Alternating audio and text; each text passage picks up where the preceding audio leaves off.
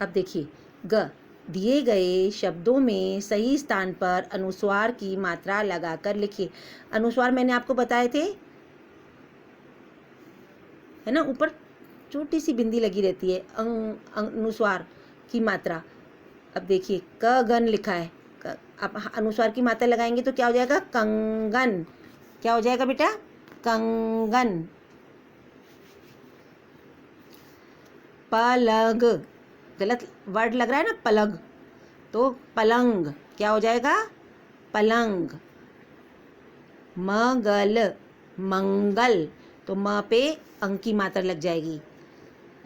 बंदर, तो ब के ऊपर अंक की मात्रा, बंदर। ठीक है, कंगन, पलंग, मंगल और बंदर। अब है उसके बाद अनुस्वार शब्द का उच्चारण किससे आता है? नाक से। किससे आता है?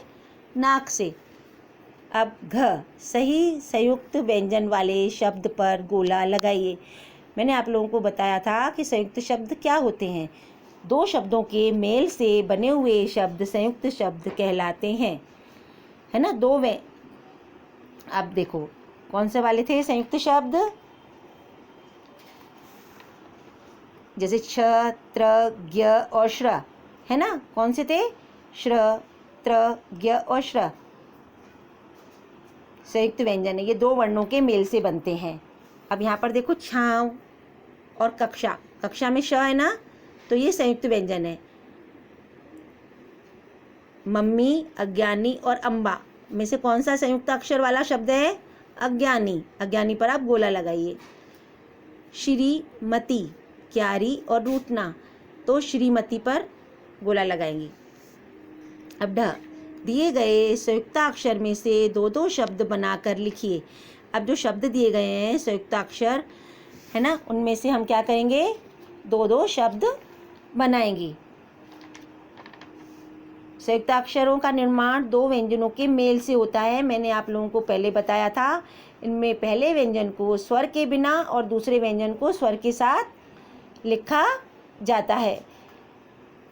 अब देखो क और क, चक्का लिखा हुआ है, मक्का और पक्का। च च लिखा हुआ है, बच्चा लिखा है, तो कच्चा और सच्चा। त और त में कुत्ता लिखा हुआ है, पत्ता और सत्ता, सत्ता लिख दिया। ठीक है, ये हो गया कंप्लीट आप लोगों का। अब च, दिए गए वर्ण समूह में से सही शब्द छांट कर लिखिए। इतने सारे शब्द दिए गए हैं, इनमें से सही शब्द होंगे वो हमको छांट कर लिखने हैं। बताला, बताला कोई शब्द होता है क्या? नहीं ना, तो आसमान सही शब्द है। अब तलीबी, तलीबी कोई शब्द नहीं होता। डरपोक सही शब्द है, तो हम डरपोक लिख देंगे। अब बरसात, ऐनक, दोनों शब्द सही हैं, इन्हें हम लिखेंगे अकरा। अकरा कोई शब्द नहीं है, उल्टा सीधा है, ये कोई शब्द नहीं है। जब शब्दों के सार्थक मेल को ही हम शब्द कहते हैं, अक्षरों के सार्थक मेल को हम शब्द कहते हैं। तो अरा तो कोई शब्द ही नहीं हुआ, तो हम टोकरी और सेवक। पकड़ा, पकड़ा भी सही शब्द है, तो ये तीनों हम लिखेंगे। रुचि भी सही है,